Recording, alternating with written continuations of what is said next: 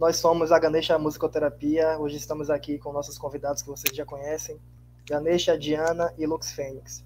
Hoje nós vamos falar sobre ferramentas mágicas, armas mágicas. Como que se dá isso? Como isso funciona? Será que um mago ele precisa de ferramentas mágicas para atuar na magia? Vamos começar hoje com Diana. O que é que você entende sobre ferramentas mágicas? Conte um pouco pra gente aí. Bom, boa noite, galera. Se vocês estiverem de noite aí, né? Quem está assistindo de dia, bom dia. De tarde, boa tarde. Na verdade, eu acho que talvez a gente chegue num ponto, né, em que a gente não precise de nada disso. Mas hoje ainda a gente precisa, né, dos instrumentos mágicos. Até a gente ter uma experiência, a gente precisa. Então, o que eu posso dizer que é, assim, a arma número um, que você sempre precisa ter com você em qualquer magia que você for fazer? É a tua intenção. Essa é a arma número um. A arma número 2, teu corpo. Né? Teu corpo, ele é um mega instrumento, uma mega arma, uma ferramenta, assim, poderosíssima que você vai usar o tempo inteiro que você estiver fazendo a sua magia. E eu não vou falar todas, senão vai perder a graça, né? A gente acabou de começar a conversa, mas eu quero só deixar a dica aí, a gente ainda vai aprofundar um pouquinho no assunto, mas eu começo com a sua intenção e o seu corpo. Olha aí. Show de bola. Lux Fênix, você poderia compartilhar aquelas imagens que eu te mandei? Por favor. Então, vai a primeira, né? Vai a primeira aí.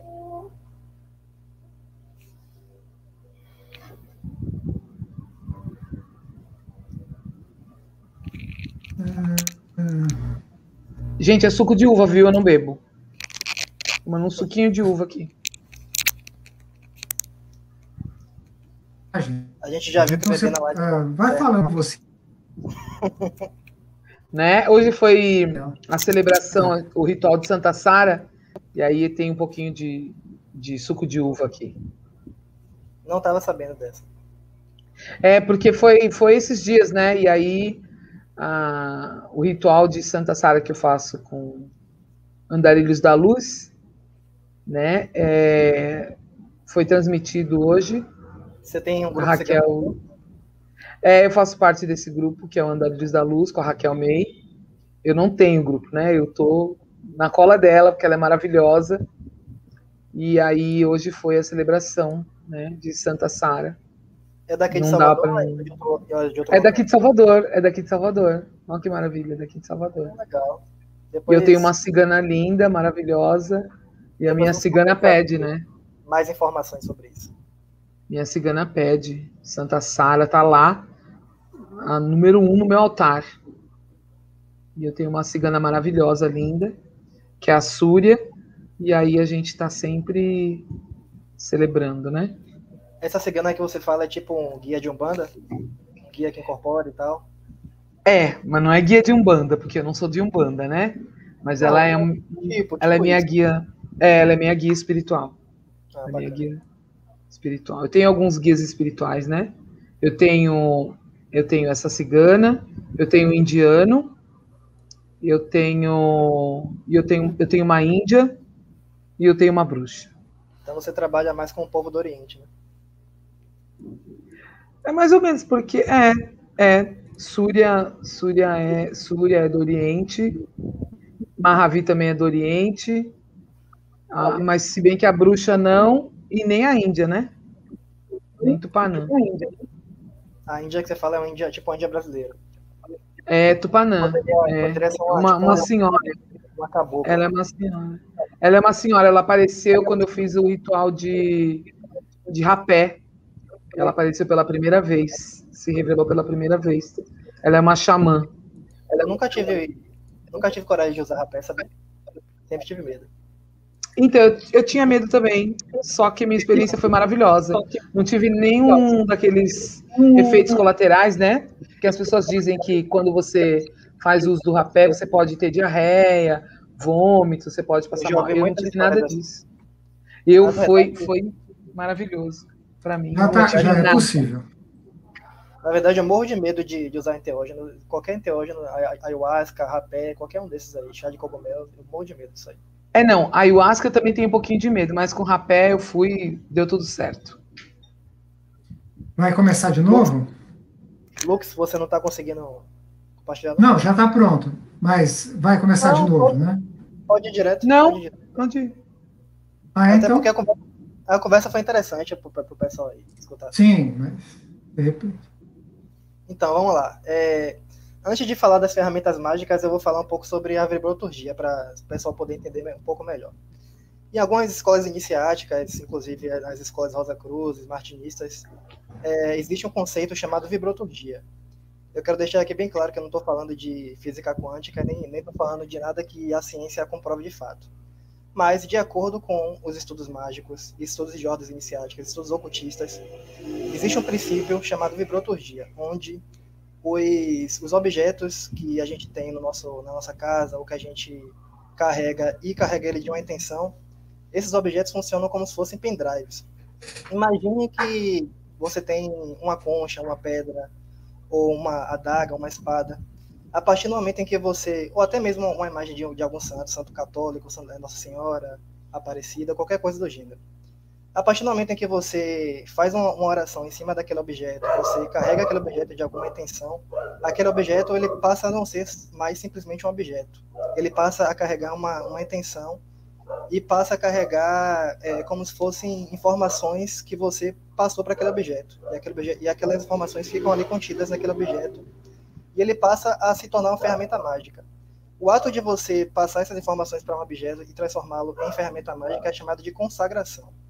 Pode passar. Existem várias formas de consagração, mas como o assunto dessa live não é consagração, a gente vai deixar para falar sobre isso em outra live. Certo. O cachorro tá enchendo o saco aqui, tá latindo. Faz parte. Você já percebeu que sempre quando a gente tenta meditar ou fazer alguma prática mágica, o neném começa a chorar, o cachorro começa a latir, o nego começa a brigar na rua, parece até que é o demo atrapalhando. Mas enfim. Pode passar. Essa é a outra. Essa é a última, passe aí. Ah, então não está na ordem aqui. Ao invés de você ficar clicando de um em um, era bom você passar com a seta do. Isso, pode deixar um pouco mais. Não é assim, não funciona assim. Seria a carta de tarô? Isso. Então, a gente falou sobre vibroturgia agora, né? Que você pode carregar um objeto com a intenção e esse objeto se transforma em uma ferramenta mágica. Hoje a aula também não é sobre tarô, mas para falar sobre ferramentas mágicas eu vou falar um pouquinho, bem brevemente sobre tarô e a gente pode falar de uma forma mais aprofundada em outra aula. Como vocês podem ver, essa carta aí é uma carta do louco, é o chamado Arcano Zero. Na programação, quando a gente estuda um pouco de algoritmos, um pouco de TI, a gente sabe que tudo no computador é 0 e 1. No tarô não é diferente. Você tem o Arcano 0, que é o Arcano do Mago, e você tem o Arcano 1. Se vocês forem reparar aí na figura, o louco, ele tá vestido com vestes, assim, não convencionais. Ele tá super, assim, despretensioso, livre, leve e solto, não liga para nada. Ele tá, assim, prestes a cair no abismo e ele continua caminhando, continua atravessando sem nem ter medo, nem se dar conta disso. E o cachorro logo atrás dele, meio que tentando segurar ele, alertando para ele não cair nesse abismo. O número 0 seria justamente essa, como é que eu posso dizer? As infinitas possibilidades. Quando a gente nasce no mundo e todas as ideias que a gente tem, antes dela se manifestar no mundo, antes ela é o louco. O louco é tudo aquilo que tem grandes chances de se tornar real, mas ainda está no campo das ideias. E a partir do momento que a gente torna essa ideia uma coisa concreta e manifesta no mundo, aí a gente passa para o Arcano 1, que é o Arcano do Mago. Pode passar agora. Você vê que ele está prestes a atravessar o abismo, que seria concretizar essas ideias no mundo físico, no mundo real, e o cachorro seria como se fosse a sua família, os amigos, dizendo, não vai para esse mundo, esse é o caminho sem volta, quem está de dentro não sai, quem está de fora não entra, isso é perigoso, não sei o quê. Então, o magista, no início da sua jornada, ele pode ser considerado como louco também, tarô. E aí, no arcano 1, que é o arcano da manifestação, que é representado pela letra Beit da Cabala, ele já é o mago, já é a ideia concretizada, já é aquilo que se manifestou no mundo físico. Você pode reparar aí que o mago, ele aponta uma mão para cima e uma mão para baixo, que é aquele ditado hermético que fala que tudo que está em cima é como que está embaixo, assim como tudo que está embaixo é como que está em cima. Ou como na reza do Pai Nosso, que fala assim na terra como no céu. Ou como várias imagens de santos de qualquer religião que você, se você for parar para analisar, boa parte deles aponta uma mão para cima e outra para baixo. Inclusive o próprio Jesus Cristo tem uma imagem assim, que também faz menção a esse axioma hermético. E na mesa do mago vocês podem reparar que existem 4 elementos ali. Tem uma taça, que representa o elemento água. Existe um pantáculo, que é o elemento terra. A adaga, representando o elemento ar. E a varinha, representando o elemento fogo. Esses seriam os 4 elementos. E como a Diana falou, nós, seres humanos, também somos uma ferramenta mágica. O mago, ele seria a quinta essência, seria o éter, seria a ferramenta que conduz os outros 4 elementos. Pode passar para o próximo slide.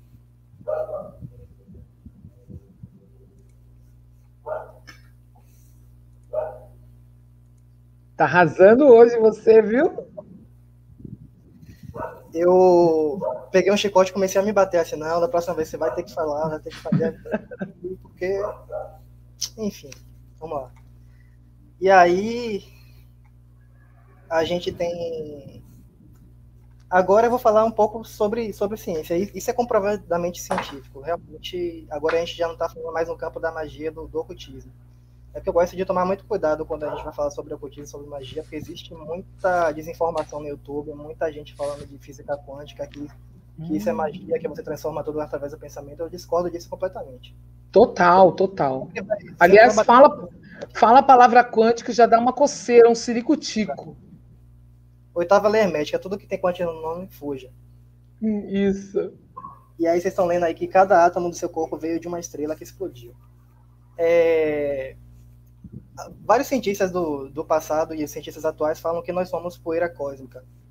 Então, se vocês forem lembrar da carta que eu falei do mago, que é o número 1, ele aponta que tudo que está em cima é como que está embaixo.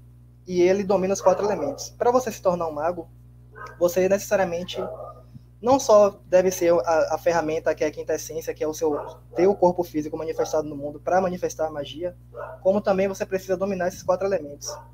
E assim como tudo que está em cima é como que está embaixo, tudo que está dentro é como que está fora. Então, todos os elementos da manifestação do mundo, a gente tem dentro da gente. E é por isso que a magia ocorre. O único animal que existe na face da Terra capaz de fazer magia é o ser humano, porque ele contém todos os elementos dentro dele próprio. Por isso nós somos o veículo de manifestação, por isso nós dominamos os 4 elementos, e por isso a magia ocorre através de nós. Era basicamente isso que eu queria falar, e depois eu posso voltar a falar mais sobre isso.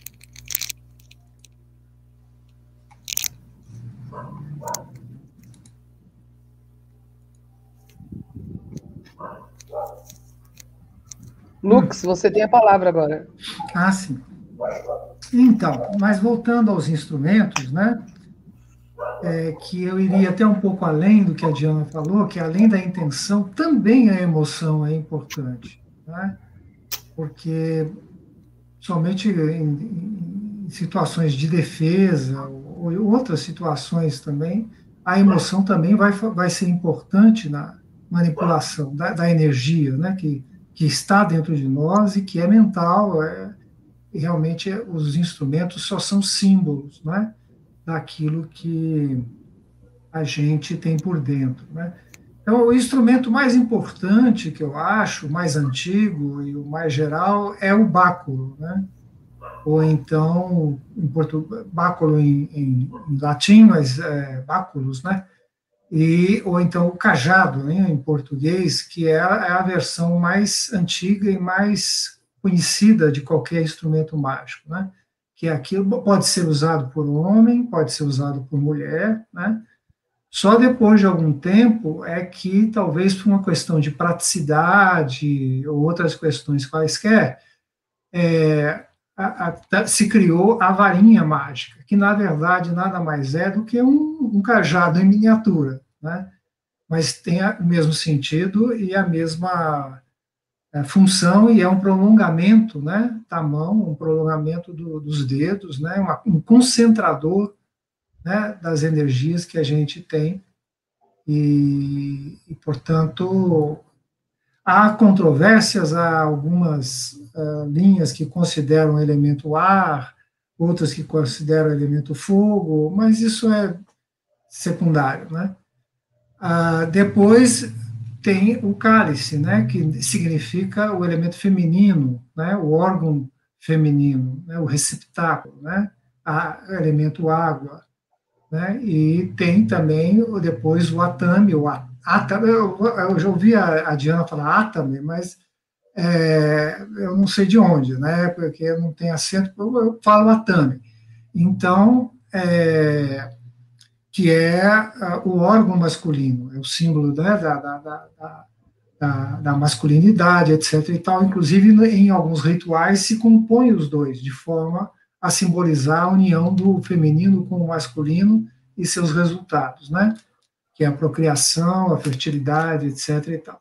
E o pantáculo, né? Que significa a terra, né? O elemento terra, que é onde, aliás, se coloca, né, as oferendas, as coisas que geralmente se usam nos rituais, etc. e tal, né? E também não é bem um símbolo de um instrumento, né, ou de defesa, ou de ataque, ou de ação, né, é mais uma forma de você representar o elemento e colocar ali aquilo que você oferece no seu ritual. E, por fim, o turíbolo, né, que é onde a gente queima as coisas, né, que vai significar o elemento ar. Não o turíbulo em si, que ele é apenas um instrumento, ele não chega a ser um instrumento mágico, ele é onde o incenso ou outras coisas são queimadas e representa o elemento ar, né? Então, ficamos por aqui, vamos continuando a conversar e a gente vai complementando. Você está indo e voltando, Ganesha, toda hora. Eu vou complementar isso que você falou aí sobre o cajado. Eu tenho um cajado e eu tenho a varinha. O cajado, para o magista, né, seria, na verdade, ele representa aquele que ajuda o magista a encontrar o seu caminho. Ele é bem diferente da varinha. Sim, né? É um apoio. É diferente. Então, por exemplo, você vai fazer seria o arcano do eremita do tarô. Exatamente, não é a varinha. A varinha tem uma outra função. E eu quero acrescentar aí outro elemento que você não falou, que é o caldeirão. Né? O caldeirão que a gente usa bastante. Para efeitos gerais, é o turíbulo. É uma questão de pontos de vista. Para você é o turíbulo, para mim não é o turíbulo. Porque no caldeirão a gente coloca líquidos, você não coloca líquido no turíbulo. A gente coloca líquidos, a gente faz poções, a gente queima, então, e o caldeirão é bem maior do que um turíbulo, né? Então a gente utiliza o caldeirão. O caldeirão é considerado também o ventre, né, o útero da deusa, né? É um pouco diferente, né? Dentro da questão do pantáculo, você colocou aí que o pantáculo você está falando a respeito, provavelmente, do pentagrama, mas existem outros pantáculos. Por exemplo, no meu altar, eu trabalho com outras energias. Eu trabalho com energia mercurial, energia jupiteriana, energia venusiana, né? Quem faz magia planetária, pantáculo de Salomão. Então, eu tenho outros pantáculos, né, que a gente utiliza, eu não coloco nada em cima.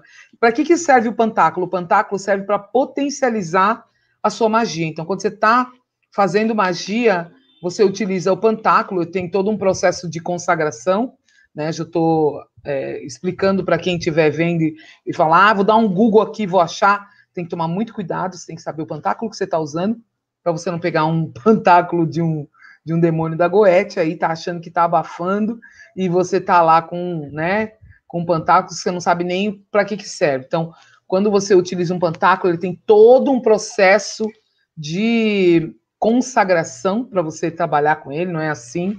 Ele passa por todo um processo de consagração para que você possa utilizar esse pantáculo, e ele geralmente é usado para potencializar a magia que você estiver fazendo.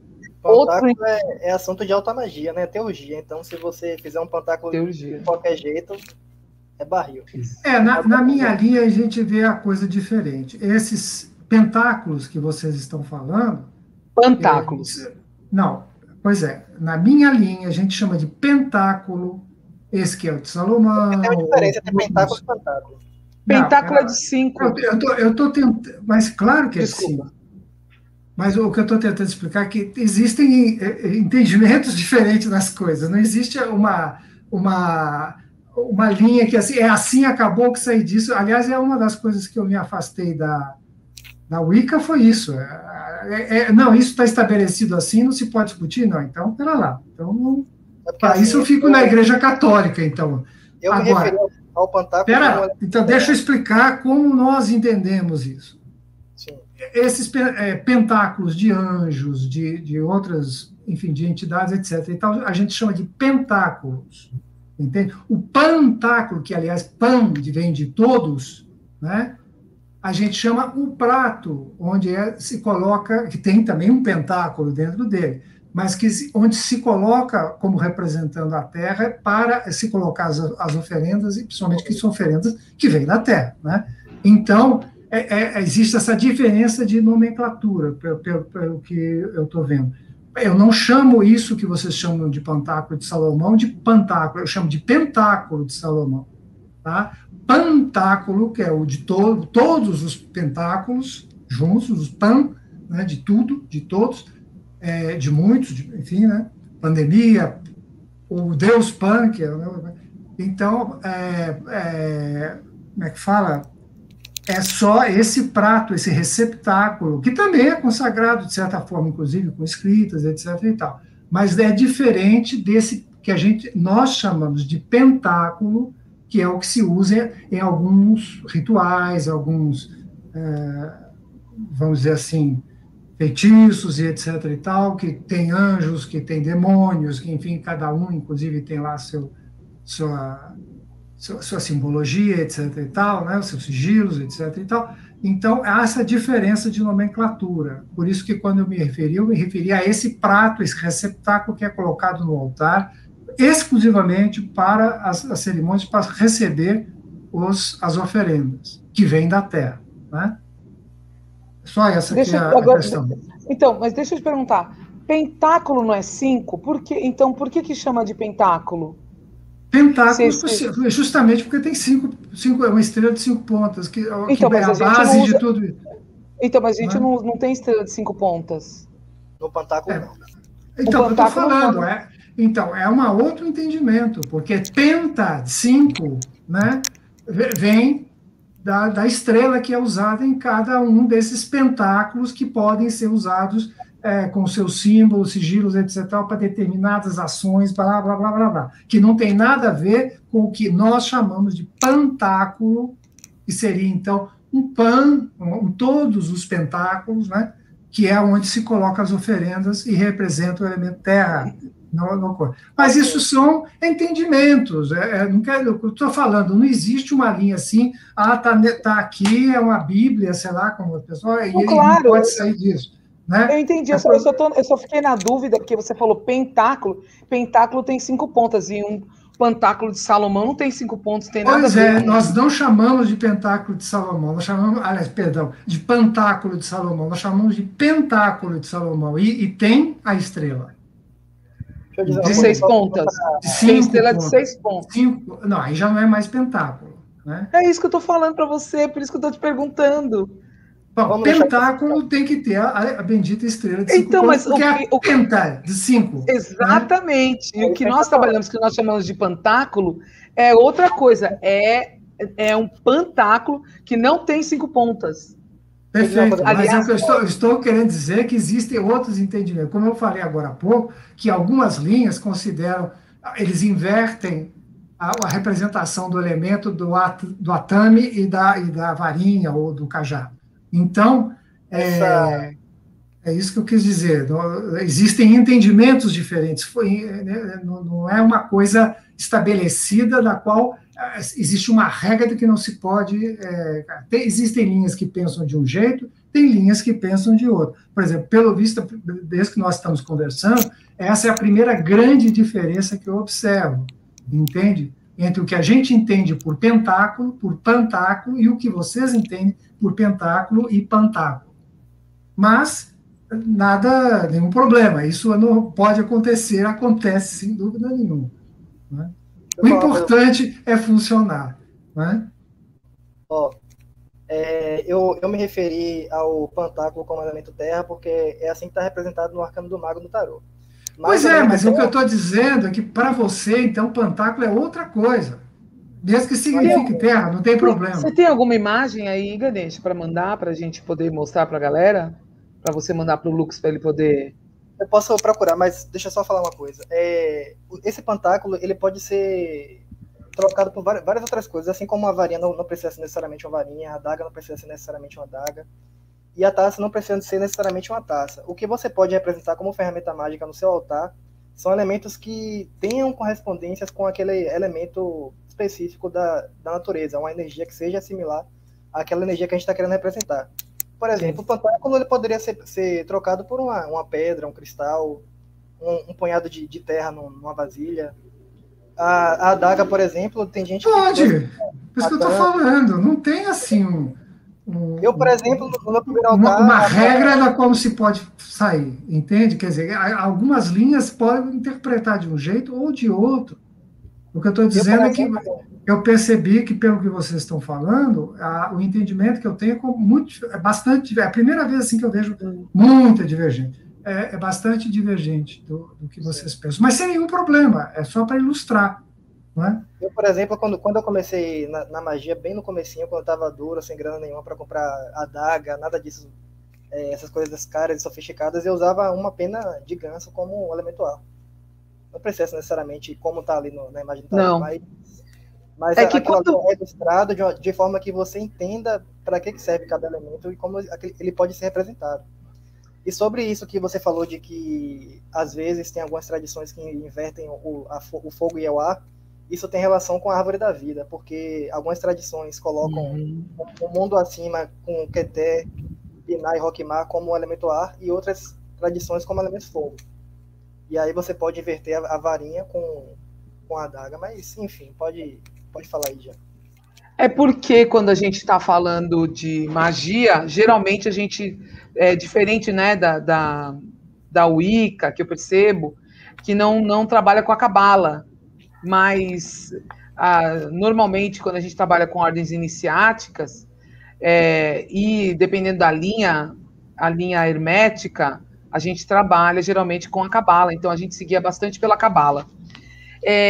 Eu quero complementar uma fala que o Ganesha falou a respeito de que os instrumentos eles representam, né, eles representam os elementos, né, mas eles também podem representar outros tipos de outros, não necessariamente os elementos, porque eu tenho vários instrumentos e eu tenho os instrumentos que fazem a vez dos elementos, mas os meus instrumentos eles não estão necessariamente conectados com esses elementos.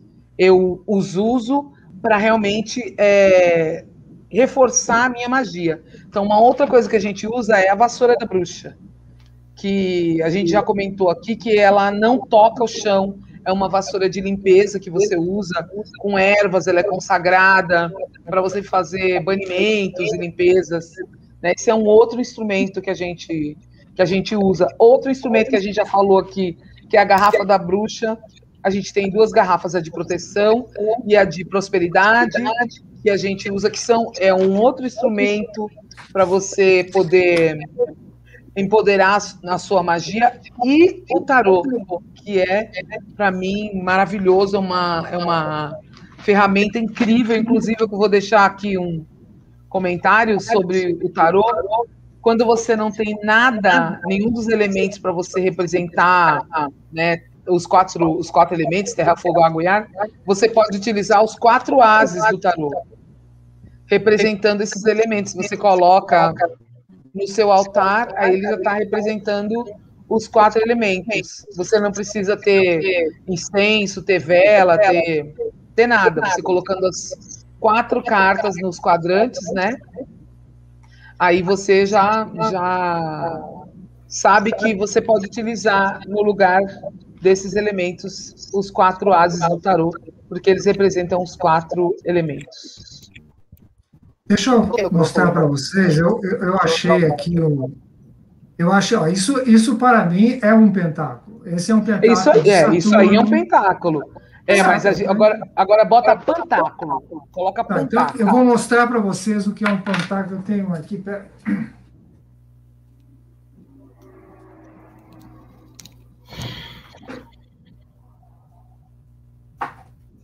Eu não vou tirar o meu do meu altar, deixar ele lá, ele tá lá no meu altar.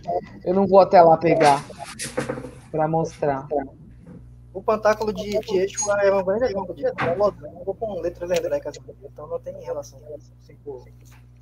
Então, é um pentáculo, tem estrela lá de 5 pontas. Ó. É lógico, porque você olhou pentáculo, agora bota pantáculo, você vai ver. Pantáculo é isso aqui, ó. Isso é o que eu entendo por pantáculo. Tá vendo? É um recipiente que eu vou usar no ritual para ele acomodar, inclusive, as pedras que eu tenho. Tem algumas pedras que vieram de amigos ou de rituais, algumas coisas assim, o que se vai oferecer, etc. e tal. Então, esse aqui é um pantáculo. É o que eu chamo de pantáculo. Entende? Todo o conjunto. Né? E pentáculo, aquilo que eu mostrei. Agora dá um Google em pantáculo para você ver. E aí, para a gente mostrar para a galera. Coloca grande pantáculo de Salomão. Vou mandar um pantáculo aqui no grupo também. Eu tenho, só que está no meu altar. Os meus são grandes também. Peraí. Vamos ver aqui no Google. Grande pantáculo. Grande pantáculo de Salomão. Pantáculo de Salomão.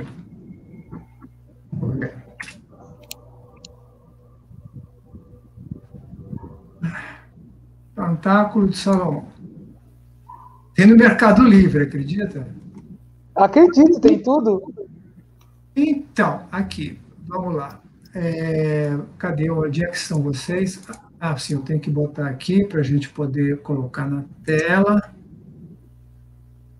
Aí, depois a gente cobra do Mercado Livre. Ó, isso aí está com pantáculo. Sim, mas pantáculo não quer dizer que pan, é para todos, pode ter tudo, pode ter todas as estrelas. No caso do meu aqui, eu continuo pondo um pentagrama. Né? Pode ter pentagrama, pode ter hexagrama. Então, a palavra pan vem de vários, né? Isso. Então, deixa eu ver se tem mais alguma. Esse aqui não tem estrela nenhuma, né? Ou de Mercúrio do lado, de Mercúrio que está do lado. De R$98, isso aí é um pantáculo mercurial. Esse é um dos que eu tenho no meu altar. Então, mas o então não está muito diferente. Só que o que eu chamo de pantáculo é esse aqui que eu não utilizo esse tipo de coisa no meu ritual, né?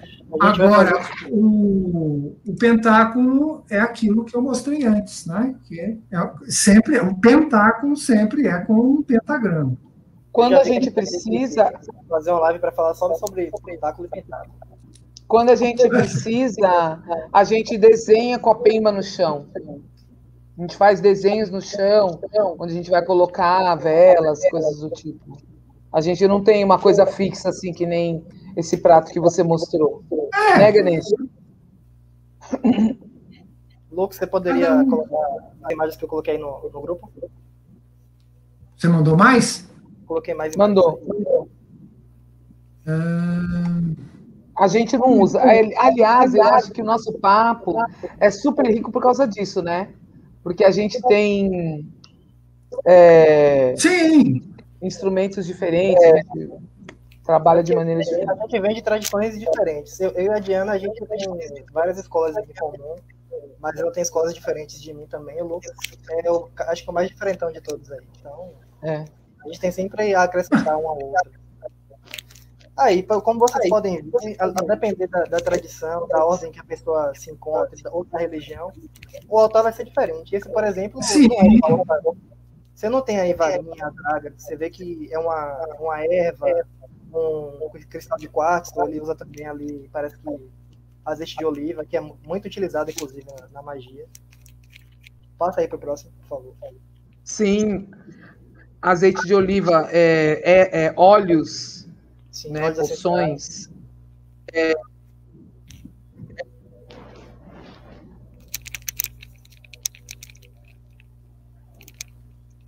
Aumenta um pouco aí, por favor.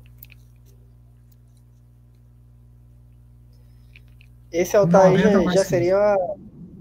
já seria aquele altar um pouquinho tradicional, como a gente estava dizendo aí. Esse já tem o pentáculo, como a gente estava dizendo ali atrás.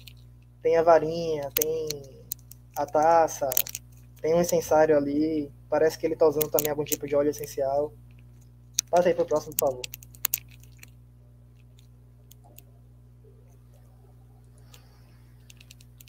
Esse já seria um altar mais relacionado a uma determinada egrégora. Você vê que a pessoa ali usa a japamala, usa a imagem de Gaia. Já seria um altar mais direcionado. O meu altar, por exemplo, eu não vou mostrar aqui porque eu teria que pegar a câmera para botar lá e tal, do trabalho. Mas o meu altar ele não tem nenhuma conotação religiosa, então eu evito colocar imagens de determinados panteões de deuses ou de colocar guia de algum guia de Umbanda ou algo do tipo, porque eu não quero que o meu altar tenha conotações religiosas. Mas nada impede de você ter um altar para determinadas egrégoras, como por exemplo, tem gente que é do hinduísmo, coloca a imagem de Ganesha, a imagem de Vishnu, Shiva. Gente, meu altar é gigante. Meu altar é gigante. Meu altar tem Santa Saracali, tem o panteão egípcio que eu cultuo, tem Isis, é muito grande. Tem o panteão hindu, tem Ganesha, tem Kali, tem Saraswati. Nossa, é enorme meu altar. E tem as minhas representações do deus e da deusa, da energia masculina e energia feminina. Meu altar é muito grande mesmo. E também tem bastante coisa. Se restringir apenas aos 4 elementos. Você pode colocar várias outras coisas no altar. Eu, por exemplo, tenho consagrações para os caminhos da árvore da vida também, além dos 4 elementos. Eu tenho consagração para as esferas da árvore da vida. Então, não necessariamente, quando você começa, normalmente você começa somente com os 4 elementos. Mas à medida em que você vai avançando na magia, você vai alcançando mais conhecimento, você sente a necessidade de consagrar para outros tipos de energia também. Exatamente. Você pode para a última imagem aí, Lucas, por favor. Eu tenho Ganesha, gente, sou apaixonada por Ganesha. Eu tenho as minhas imagens de Ganesha que eu trouxe da Índia. Isso é o que eu e a Diana estávamos chamando de pantáculo. Você vê que não tem as 5 pontas, não tem nada daquilo que a gente estava falando. Sim, pois é bem diferente o conceito que vocês têm. Esse pantáculo aí é um dos pantáculos mais famosos e mais utilizados assim na teologia. Ele é bem famosinho. Ele é o pantáculo de Yeshua. Pantáculo de proteção. Você pode desenhar ele na parede, você pode imprimir um papel, fazer um quadro, colocar num ambiente da sua casa onde você quer que não entrem energias ali obsessoras, energias trevosas, coisas do gênero.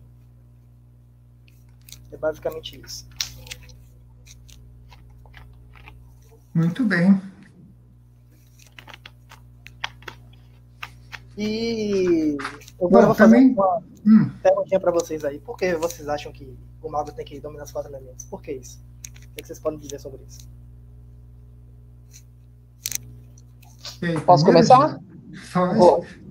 Olha, porque nós temos os 4 elementos, né? Nós temos os 4 elementos.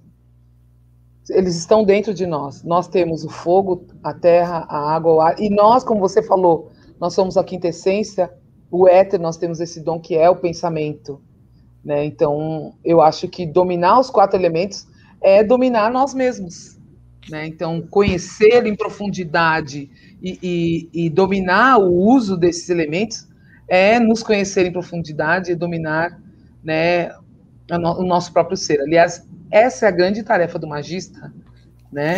Se dominar, se conhecer, né? Aliás, eu vou puxar um pouquinho aqui, Ganesha, um assunto que eu estava... Desde o início, a primeira coisa que a gente falou é isso aí. E vai continuar falando toda vez. Que eu estava discutindo hoje, né, com meu grupo de cabala hermética, e nós estávamos falando sobre Malkuth. Malkuth é a Terra, né?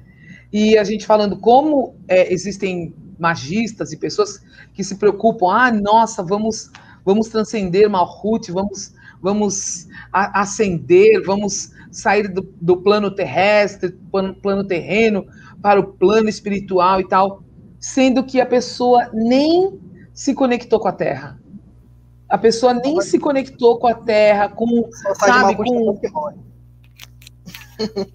Não, mas é que tem gente que acha que assim, não, a gente precisa fazer um trabalho espiritual para ascender, para iluminar, para se iluminar, e para isso a gente tem que, sei lá, sair desse plano material. Gente, o fato de nós estarmos aqui já significa que o grande lance é dominar aqui, é dominar e aprender a lidar com o plano material, né? Como que a gente faz? Eu até comentei, né? Vygotsky fala que o ser humano ele só se humaniza através de outro ser humano. Então, você virar o Buda e você ir lá para um monte e ficar separado de todo mundo, sem ter contato lá, só meditando e falar, nossa, eu me iluminei, não se iluminou coisa nenhuma. O desafio está em você lidar com aquela pessoa insuportável, você lidar com a violência, você lidar com o ódio, você lidar com a preguiça, você lidar com os 7 pecados capitais que a gente encontra aqui. É assim que a gente transcende. A gente lidar com esse material e aprender a não sucumbir a ele, porque tem muita tentação, gente. Tem muita tentação. É muita coisa aí, ó. Você liga a televisão, cara, você nem precisa de muito. Você liga a televisão e você é bombardeado, as mídias sociais, a gente é bombardeado diariamente com várias tentações. Então, o grande lance é como que eu lido com isso? Como que eu, estando aqui nesse momento, eu lido com isso? Eu não posso? Não, eu não consigo lidar, então eu vou lá para um monte, ficar separado de tudo, só meditando, que aí eu consigo lidar. Não adiantou nada. Não adiantou nada, né? 2 passos na jornada do herói. Primeiro, descobrir a verdadeira vontade. Segundo passo, realizar a grande obra. Como você falou, não adianta eu conhecer a mim mesmo e ir para um monte ensinar e meditar e conhecer toda a minha verdade e não manifestar essa verdade no mundo.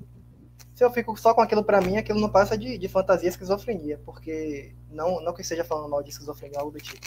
Mas você não faz sentido, porque a partir do momento em que você conhece a sua verdadeira vontade, agora está na hora de você realizar ela. O que é que você está contribuindo para o mundo? O que é que você está entregando para o mundo? E a magia fala muito sobre isso também. É você manifestar a sua verdadeira vontade aqui nesse plano. Como o Aleister Crowley fala que todo homem e toda mulher é uma estrela, todo mundo tem seu brilho próprio e todo mundo tem a sua órbita. Então, como você está manifestando a sua verdade nesse mundo? Fala muito sobre isso a magia. Eu diria o seguinte, né? Não, eu volto a dizer assim, não existem fórmulas prontas, né? Todos nós somos um só. Então, não existe experiência que vá ser desperdiçada. Toda vida, toda experiência, toda existência, no final, vai se somar com as outras. Então, não existe exatamente aquela experiência que não é válida. Sem dúvida nenhuma, se você ter conhecimento, ter habilidades, etc., e não as usar para beneficiar os outros, a comunidade que você vive, o mundo, vamos dizer assim, realmente é um desperdício, mas não quer dizer que não existam pessoas, ou que não existam momentos na vida das pessoas em que ficar sozinho, em que ser um eremita, que aliás faz parte do tarô justamente por causa disso, não seja o certo a fazer, né? Pode ser que em determinado momento, ou determinada existência exista justamente para isso, para um mergulho tão profundo dentro de si mesmo que não seja possível você lidar com o mundo ou com os outros, né? Sendo que essa experiência não será perdida. Ela será somada às demais quando chegar o momento, não resta dúvida. Todos nós somos a mesma coisa, todos nós somos um só. Aliás, só existem duas coisas no universo: o Criador e eu, ou você. Não existe mais ninguém. É o Criador e a criatura. Agora, se ela está dividida em milhões de partes, isso é outros 500. Mas só existe o Criador e a criatura. Então, nenhuma experiência não é válida, né? É justo, por exemplo, a colocação que vocês colocaram, de que realmente você enfrentar o mundo, enfrentar as dificuldades, a violência, enfim, toda essa coisa que está aí, né? Lá, não resta dúvida que é importante, não resta dúvida que isso é um grande desafio, não resta dúvida que você vai crescer muito se você enfrentar isso, se você conseguir, de alguma forma, né, crescer espiritualmente dentro disso, né? Agora, isso não quer dizer que não exista a experiência da solidão, né? Que ela não é válida, que não existe um momento, às vezes, que você vai ter que enfrentar essa experiência. Você falou momento, tá certo, momento. Não, mas esse momento é muito relativo, pode ser uma existência inteira, pode ser um momento, porque, na verdade, a questão de tempo e espaço é muito humana, né? Então, se você pergunta como eremita durante várias encarnações, é uma obra inacabada, porque... Mas isso aí, quem é você para chegar e ditar essa regra? Entende? Não existe isso, não existem regras. Todas as experiências são válidas. Todas as experiências são válidas. Não existe nada que seja jogado fora, né? E existe, talvez, uma das experiências que essa mente que somos todos nós está fazendo é múltipla. A tua experiência, a minha experiência, a experiência da Diana, a experiência de cada um dos seres humanos que estão vivos no momento, já viveram e vão viver, é a experiência de um só. Entende? Em última análise. Então, não existe aquela experiência que não presta. Não existe aquela. Pode ser que essa experiência seja válida por algum motivo. Passar várias encarnações, entre aspas, como na solidão, na meditação, no aprofundamento de si mesmo. Os resultados que podem ser obtidos desta forma provavelmente não poderão ser obtidos no convívio com os demais, no convívio com o mundo, né, com a parte mundana. Né? Então, não existem regras, não podemos chegar assim. É isso que eu me revolto às vezes. Né? Isso é assim. Não, não é assim. Se é assim, é igreja, é instituição, começa a ter dogma, Não existem dogmas, não existe... Todas as experiências são plausíveis, né? Então, pode ser que para você, para mim, provavelmente também não, para Diana também não, ficar lá isolado no morro não seja o caso. Mas pode existir que para alguém, né, essa experiência seja muito válida e seja a experiência. Entende? Então, não coloquemos as regras onde não existem regras. Né? Regras são coisas muito humanas. Né? Então, não é por aí. Eu acho que existe a coisa. Né? E nós somos os 4 elementos. Nós somos, na verdade, o planeta. O planeta vive em nós. As pessoas, às vezes, se esquecem que o planeta é vivo. Nós nada mais somos do que um pedaço do planeta que foi para a barriga da nossa mãe e misturou lá e virou quem eu sou. Eu sou vivo, eu sou a Terra vivendo. E depois volta tudo para o planeta. Bom, volta tudo para o planeta e tal e coisa. Então, quer dizer, a representação dos 4 elementos é nada mais do que a representação de nós mesmos, de toda a natureza, de todo o planeta, daquilo que nos forma e nos mantém vivos, né? Então, esse é um grande sentido, né? E é por aí. Bom, já falei demais. Olha, eu não falei que era uma regra, nada disso, tá? Não, você não. Eu só utilizei o Ganesha falou. Eu só estou utilizando o exemplo que o Vygotsky deu, porque a gente não está impondo nada, a gente está colocando a nossa opinião. Nada é absoluto, nada. A gente está colocando a nossa opinião, o que a gente acha, a nossa maneira de enxergar as coisas, baseada nas coisas que eu já estudei, que eu identifiquei. Eu tenho a minha opinião, mas nada é absoluto, né? Sim, com certeza. A única coisa que a gente pode garantir é a morte. Esse nada é o meu mais. ponto. Esse é o meu Agora, ponto. Não existe o que a nada gente falou absoluto. aqui, o que a gente está colocando aqui é a nossa opinião. Isso para a gente é claro, a gente não está botando regra. Na minha opinião, uma pessoa que vai lá e que não convive com ninguém, com os outros, tipo, não consegui entender o que ela tirou. Ah, lógico, meditar, entrar no. Você falar, passar por um processo é uma coisa, né? Um processo é uma coisa. Agora, passar uma vida inteira isolado numa caverna, onde você não tem contato com ninguém, onde é só você sozinho, sem ninguém, eu não consigo entender, né? Porque, apesar de tudo, até os monges, eles têm o convívio de uns com os outros, né?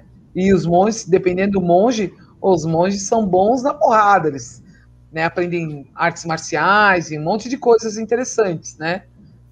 O monge não fica também só lá na meditação. Mas eu quero deixar claro isso. A questão do ermitão, aquele cara que não quer contato com ninguém. Tem um monte de gente que conhece que é assim, né? Que não que vive desse jeito, mas que gostaria de viver e que faz o possível para se isolar do outro, se esquecendo que nosso grande aprendizado está justamente no outro, né?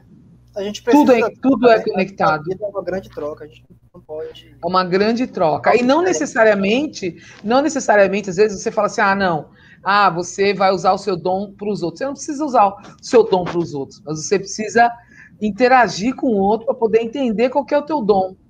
Você não precisa favorecer ninguém com o teu dom, mas a partir do momento que você interage com o outro, você consegue se entender. Aliás, a gente se reconhece pelo outro, né? O outro, ele é um grande balizador de quem nós somos, né? A psicanálise fala bastante disso, né? Quando eu olho o outro, o que me incomoda no outro, o que me atrai no outro. Lacan vai dizer que quando a gente se apaixona por alguém, ou que a gente chama, que o Lacan chama de objeto do desejo, né? O nosso objeto do desejo, ele traz muito do nosso espelhamento, né? De coisas que a gente vê, que a gente acha que é a nossa própria imagem. A gente se espelha ali no outro, naquele pelo qual a gente tem o desejo, aquele objeto que a gente deseja, né? Quando a gente está se espelhando, está se vendo ali. Né? Por isso que eu falo tanto dessa interação com o outro, que é tão importante para nos humanizar, né? Como diria Vygotsky. Enfim. E outra coisa, o aprendizado de quem passou a vida inteira ali dentro de uma caverna meditando nunca vai ser igual ao aprendizado de quem conheceu várias pessoas, viajou, conheceu várias culturas, trocou... Regra! Você está pondo uma regra. Não, ele não está colocando regra, ele está falando que é diferente. Não, quem é você para dizer que a experiência de quem ficou lá na caverna escura a vida inteira é menos rica do que Ele não falou isso. Ele falou que nunca vai ser igual. Não. Ainda bem que está gravando. Nunca vai ser igual. Então, isso é uma regra. Como que nunca vai ser igual? Não vai ser igual, claro. É outra experiência. Mas ela pode ser imensamente mais rica. Depende. A gente não sabe, mas ele não falou que era pobre. Ele só falou exatamente isso. Não, que nunca vai ser igual no sentido de que nunca vai ser tão rica. É óbvio. Não, isso você que interpretou. Essa interpretação foi sua. Não. Porque eu entendi o que ele falou. Não, a interpretação foi sua. Uhum, ele falou que nunca vai ser igual como você interagir com outras pessoas. Isso é verdade. Sim, no sentido agora, se vai ser não rica, será tão positivo. Não, se vai ser rica, se vai ser pobre, se vai ser positiva, se vai ser negativa, isso aí, cada um vai julgar a sua experiência. Mas que ele está correto no que ele está falando, eu concordo plenamente. Não existe regra. Cada um tem uma existência diferente do outro.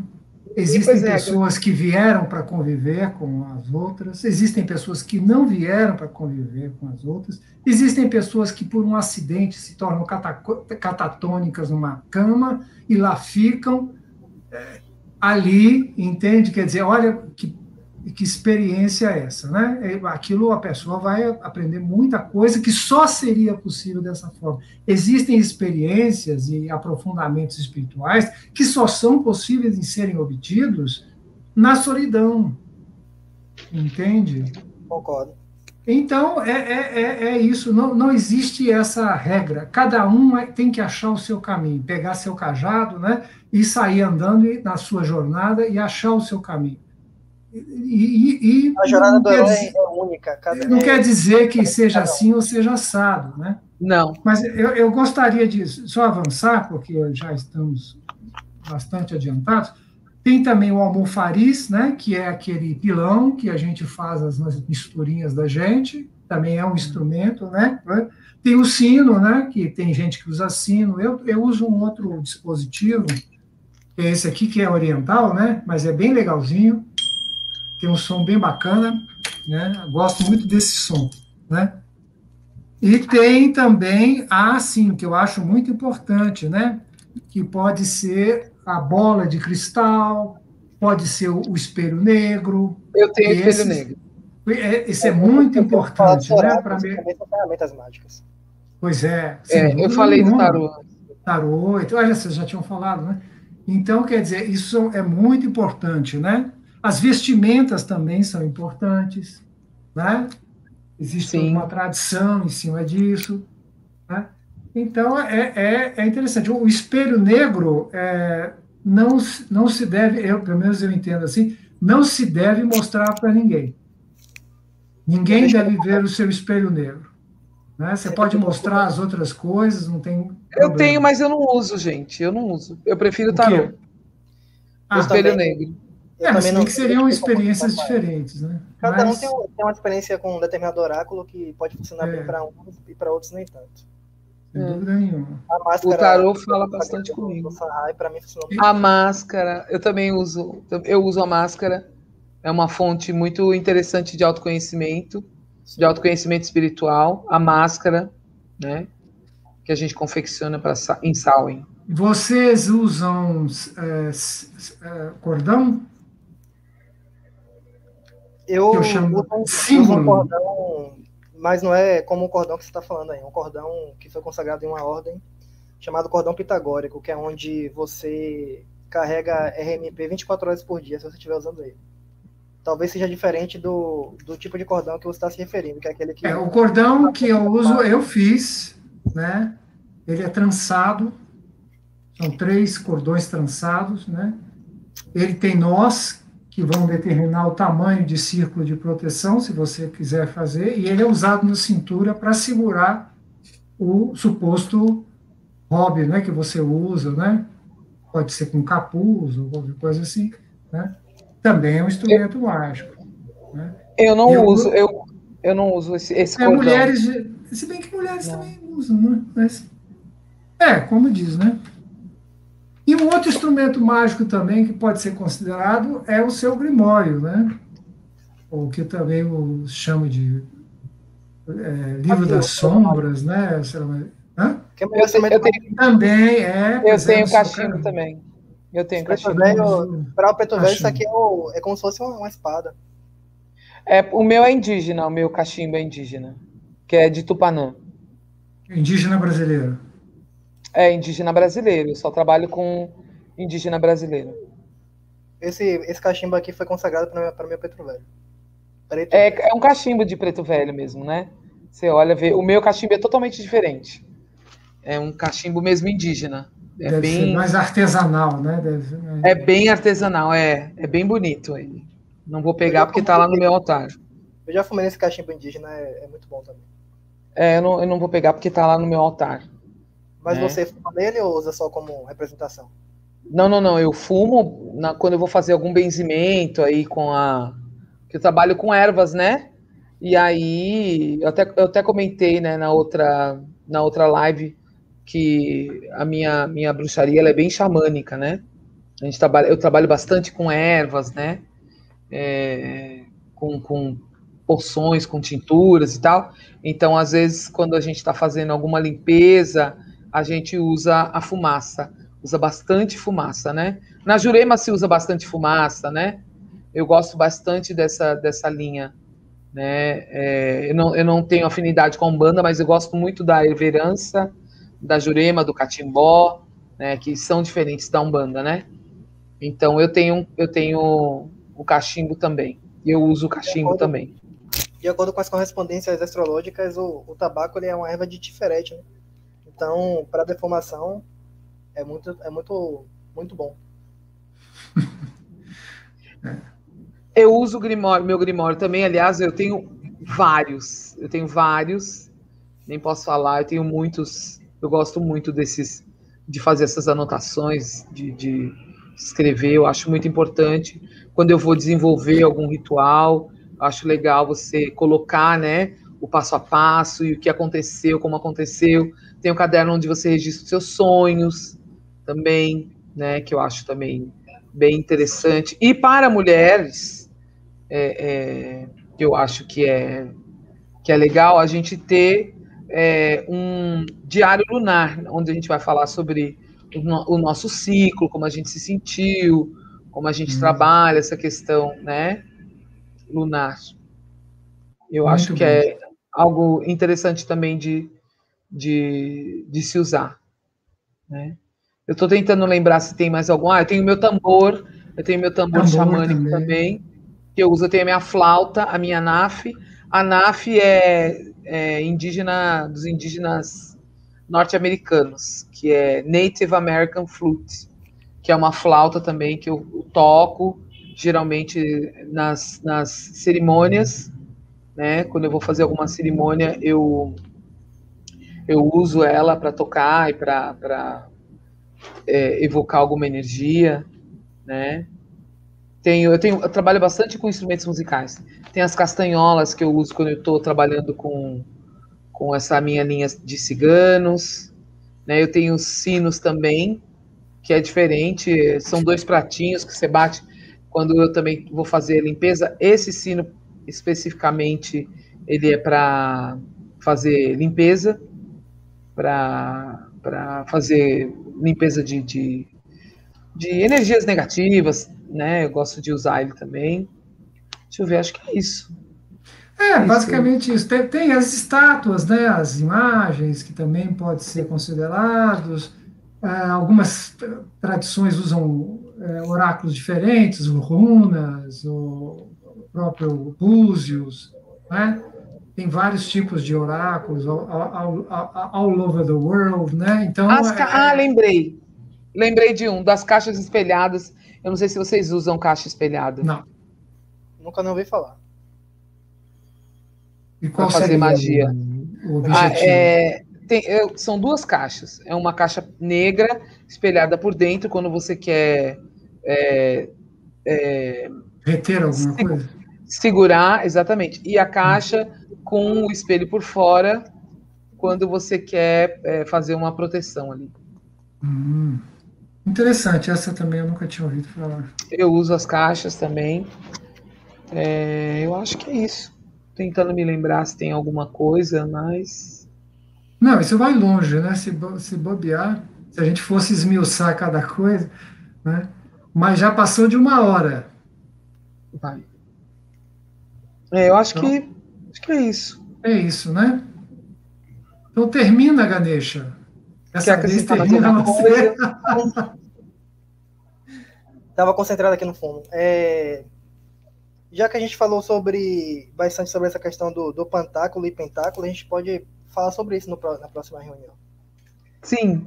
Antes de encerrar, eu quero falar para vocês que a gente tem algumas notícias aí. A gente está preparando o site. Logo, logo o site estará pronto. Nesse site a gente vai escrever vários artigos sobre magia, ocultismo e tudo isso aí que a gente está conversando. Vamos converter também todos esses vídeos para áudio para fazer podcast lá no Spotify. Quando tiver tudo prontinho, eu vou colocar na descrição aí abaixo para vocês darem uma olhada. E é isso, pessoal. Se inscrevam no canal, ative o sininho para ver as notificações, dá like. Tamo junto, é nóis. Amor é lei, amor sob vontade, amor impiedoso.